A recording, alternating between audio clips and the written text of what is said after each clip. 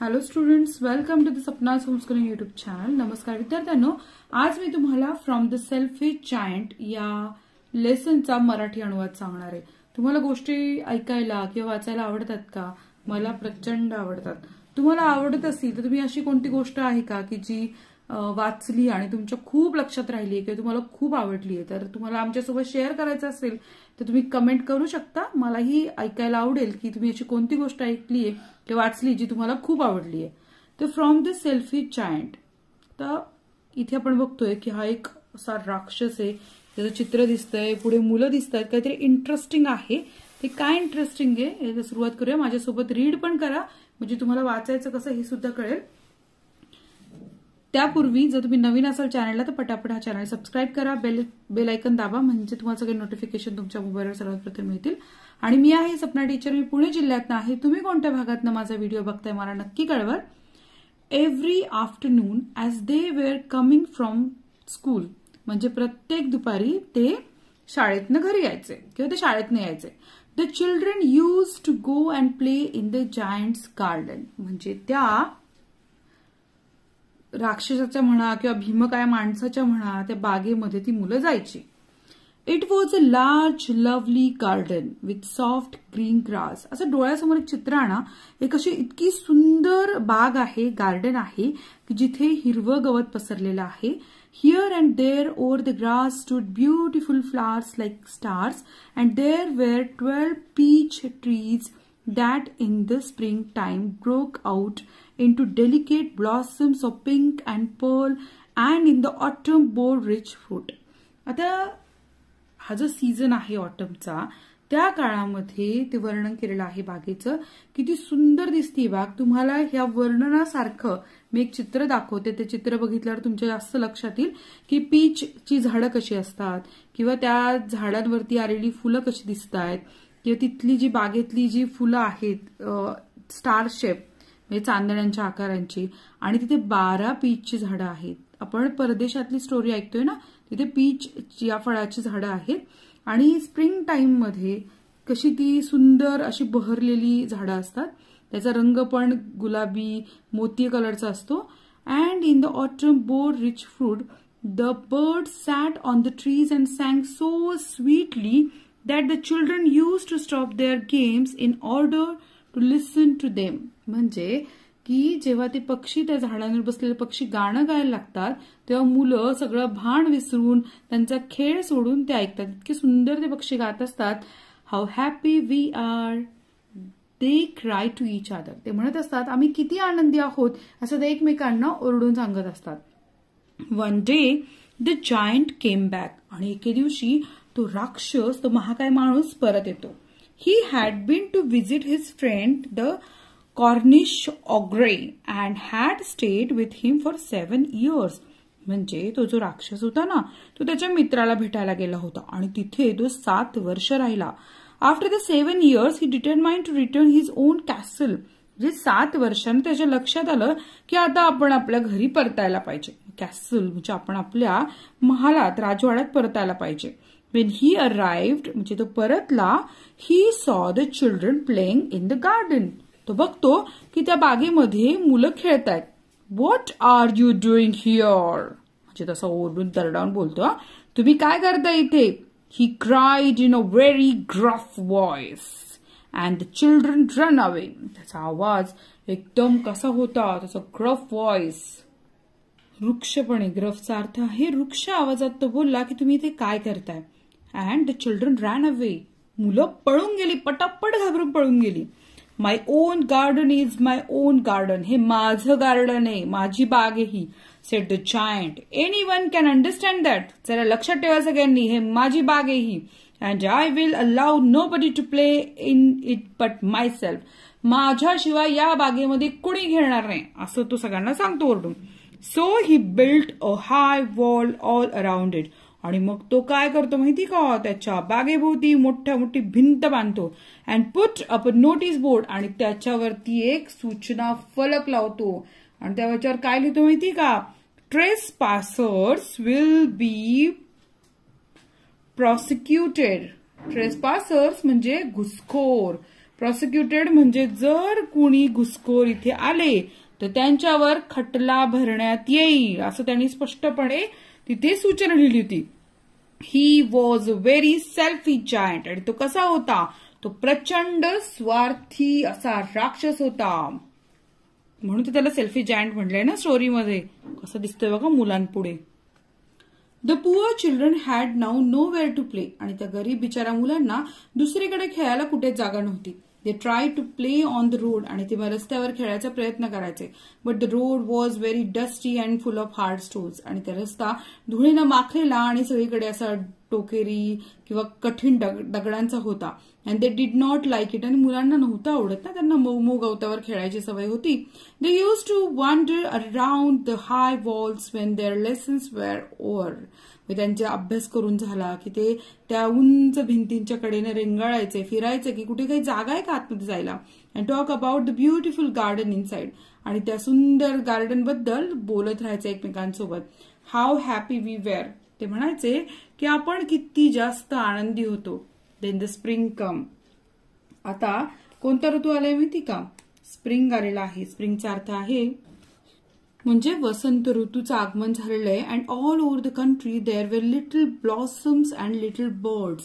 आता वसंत ऋतू म्हणजे त्यावेळेस सगळीकडे कसं असतात, सुंदर सुंदर फुलं आलेली असतात आणि त्यात सोबत पक्षी सुद्धा आलेले असतात, छोटे छोटे पक्षी. Only in the garden of the selfish giant it was steel winter. परंतु हा जो सेल्फिश जायंट होता ना त्याच्याकडे फक्त हिवाळा होता आणि बाकी सगळ्या ठिकाणी छान वसंत ऋतूचं आगमन झालेलं होतं. The birds did not care to sing in it as there were no children. आता काही पक्षी तिथे गाणं गात नव्हते कारण तिथे मुलं नव्हती, पक्ष्यांना गाणं गावंसं वाटत नव्हतं. And the trees forgot to blossom. आणि झाडांनी सुद्धा बहरणं विसरून गेले होते, सोडून दिलं होतं. Once a beautiful flower put its head out from the grass. आणि एक सुंदर फूल बाहेर येण्याचा प्रयत्न करत होतं. ते छोटंसं फूल, सुंदर फूल त्याचं डोकं बाहेर काढून डोकवण्याचा प्रयत्न करत होतं. But when it saw the notice board it was so sorry for the children that it slipped back in to the ground again and went off to sleep. पण जेव्हा ते छोटंसं फूल बाहेर येतं आणि तेव्हा बघतं की अरे त्याच्यावर नोटीस दिलेली की घुसखोर आले तर त्यांच्यावर खटला भरला जाईल, ती नोटीस बघून ते पुन्हा असं घसरून खाली जातं आणि पुन्हा झोपून जातं. त्याला फार वाईट वाटतं मुलांबद्दल. The only people who were pleased were the snow and frost. पण या सगळ्यामध्ये दोन अशी लोक होती ज्यांना खूप जास्त आनंद झाला होता आणि ते होते बर्फ. कोण होता तो? स्नो म्हणजे बर्फ, फ्रॉस्ट म्हणजे दव आणि स्नो म्हणजे बर्फ. ते मात्र खूप आनंदी होते. Spring has forgotten this garden they cried. आणि ते दोघं आनंदून म्हणाले, अरे वा, चला आता काय वसंत ऋतू विसरून गेला या बागेत यायला. They cried, so we will live here all the year round. चला आता वर्षभर आपण इथे राहायला, मुक्काम ठोकायला मोकळे. The snow covered up the grass with her great white coat. आणि मग त्या बर्फाने सगळं गार्डन, सगळी बाग व्यापून टाकली. त्याच्या पांढऱ्या अशा बर्फाचा थर त्याच्यावरती साठवला. And the frost painted all the trees silver. आणि हा जो दव होते ते सगळे दव त्या झाडावर पडून अख्खी झाडं चंदेरी रंगात रंगून गेलेली होती. Then they invited the north wind to stay with them.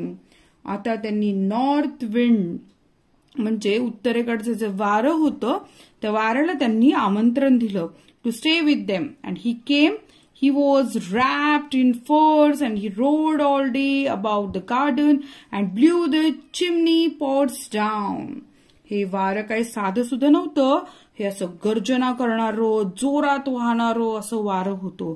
ते त्या चिमनी पॉट होतं ना त्याला खाली पाडून दिलं. इतकं जोरात ते वाहत होतं की त्याने सगळ्या बागेलाच वेढा घातला होता. This is a delightful spot, he said. अरे वा, तो खूप खुश झाला. अगर बाकी ठिकाणी ते वसंत ऋतू होता, स्प्रिंग होता, याच बागेमध्ये फक्त काय होता? विंटर होता. We must ask the hail to visit. चला आता आपण गारांना सुद्धा बोलूया. हेल म्हणजे गारा, आपण गारांना सुद्धा बोलूया. सो द हेल केम. मग गारा सुद्धा आल्या. Every day for 3 hours he rattled on the roof of the castle till he broke most of the slates and then he ran round and round the garden as fast as he could go. He was dressed in grey and his breath was like ice.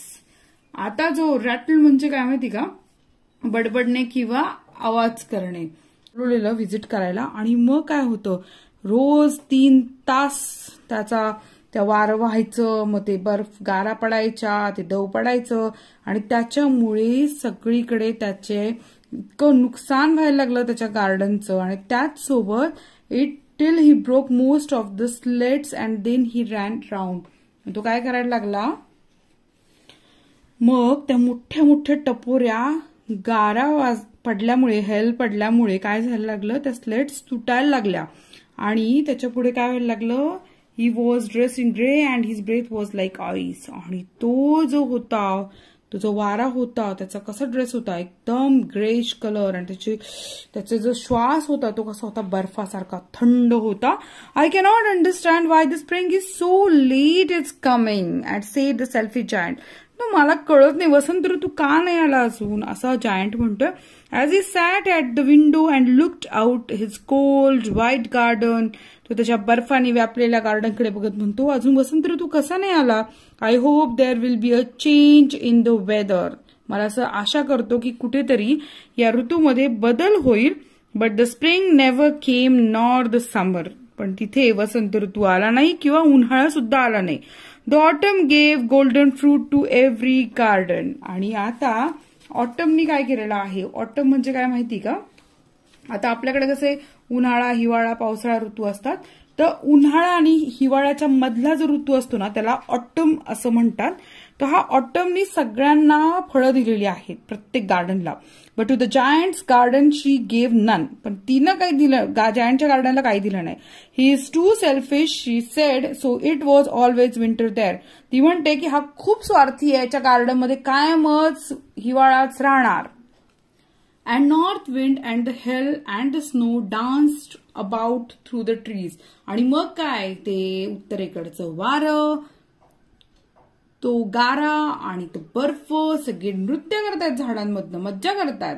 One morning the giant was lying awake in bed when he heard some lovely music. आणि मग एके दिवशी असंच पडलेलं असताना जायंटला एक सुंदर संगीत ऐकायला मिळालं.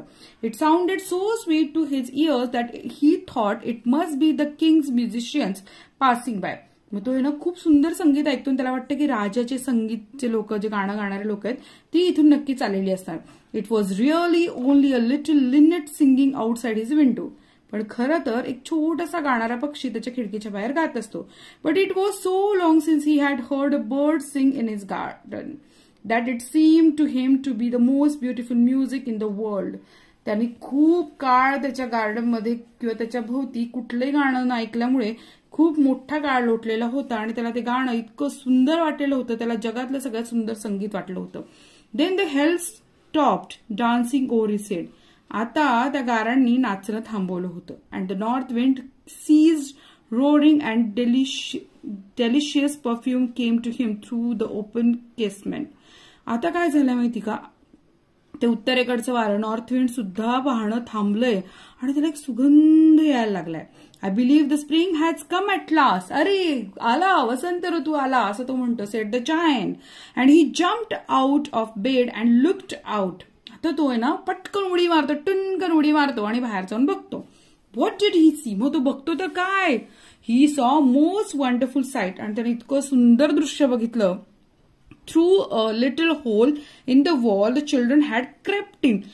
क्रेप्ट इन म्हणजे कसे असे काय म्हणत आपण त्याला, घसरत ते त्या छोट्याशा बिळातनं आतमध्ये येत असतात ती मुलं, कारण त्या मुलांना गार्डन किती प्रिय असतं तुम्हाला माहिती आहे ना. मग ती मुलं त्यातनं येत असतात. तर तो ते बघतो आणि त्याच सोबत and they were sitting in the branches of the trees. आणि ती मुलं झाडांच्या फांद्यावर बसतायत.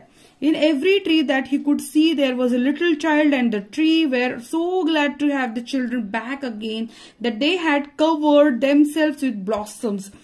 जशी मुलं झाडावर चढली तशी झाडांनी स्वतःला फुलांनी भरून घेतलं, कारण ते प्रचंड आनंदी झाले. And were waving their arm gently above the children's head. आणि ती झाडं आपल्या फांद्या असे छान डोलवतात मुलांच्या डोक्यावरनं, जणू काही मायानं त्यांच्या डोक्यावरून हात फिरवत आहेत. The birds were flying about, the twittering with delight. पक्षी आनंदाने चुचुचुचुचुचुआट करतायत. And the flowers were looking up through the green grass and laughing. आणि ती फुलं त्या गवतामधून डोकावून आनंदाने हसतायत. It was a lovely scene. आणि काय सुंदर दृश्य होतं ते. Only in one corner it was still winter. पण एका कोपऱ्यात मात्र अजून सुद्धा विंटर म्हणजे हिवाळा होता. It was the farthest corner of the garden. तो सगळ्यात दूरचा कोपरा होता गार्डनचा. And in it was standing a little boy. तिथे एक छोटासा मुलगा उभा होता. He was so small that he could not reach up to the branches of the tree. आणि त्या छोट्या फांद्यांवरती तो काही पोहोचू शकत नव्हता. And he was wandering all around it. आणि त्याला आश्चर्य वाटत होतं काय तो फिरत होता तिथे गोल गोल कसं चढावं झाडावर. क्राईंग बिटरली आणि रडत होता दुःखाने. The poor tree was still covered with frost and snow. ते ज्या झाडावर तो मुलगा चढण्याचा प्रयत्न करत होता ते झाड अजून सुद्धा बर्फाने आच्छादलेलं होतं. And the north wind was blowing and roaring above it. आणि तो जो उत्तरेकडचा वारा होता त्या झाडाभोवती घोंगत होता. Climb up little boy sed the tree. तो झाड म्हणतो अरे चढ बाळा चढ तू पटकन चढ. And it bent its branches down as low as it could but the boy was too tiny. छोटस बाळ ते त्याला चढता येईना. झाड खूप मदत करायचा प्रयत्न करत होतं. त्याच्या फांद्या खाली झुकवत होतं की चढ माझ्या अंगावरती. And the giants heart melted as he looked out. हे सगळं दृश्य पाहून त्या राक्षसाचं हृदय असं पिळवटून निघालं. त्याला खूप कसतरी वाटलं. अरे काय how selfish I have been. मी किती स्वार्थी वागलोय.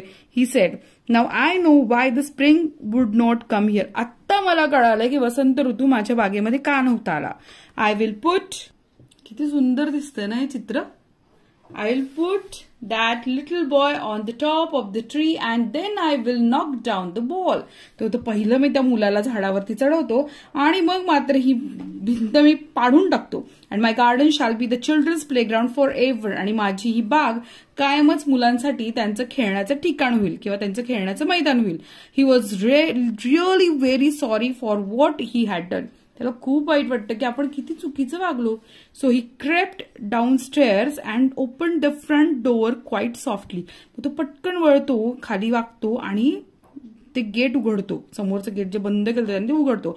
And went out in to the garden. आणि बागेत जातो. बट वेन द चिल्ड्रन सॉ him they were so frightened. ज्या क्षणाला मुलं त्या राक्षसाला बघतात ते खूप घाबरतात. And that they all ran away. आणि ते पटकन पळून जातात.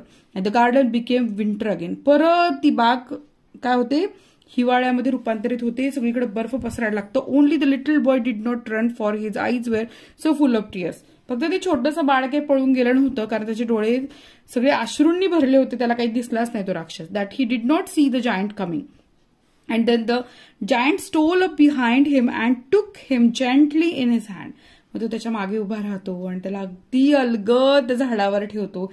And put him up in to the tree. And the tree broke at once into blossom. आणि ज्या क्षणाला ते बाळ झाडावर बसतं झाड असं आनंदाने बहरतं. And the birds came and sang on it.